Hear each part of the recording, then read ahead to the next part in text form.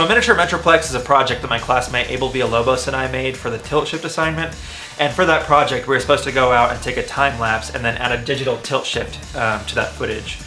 But he and I instead decided to go all out and go around different parts of DFW and shoot our own time lapses all around and then add the tilt shift effect for a little bit of like a mini short film. So we thought it turned out really good, and I don't have the project files anymore. It was a few years ago, but I do have a tilt shift pulled up here in After Effects. So basically we had the time lapse, which is the bottom layer. Above that is a gradient layer, just like that, that's kind of oriented to where I want the focus to be. Above that is just some color grading and an adjustment layer.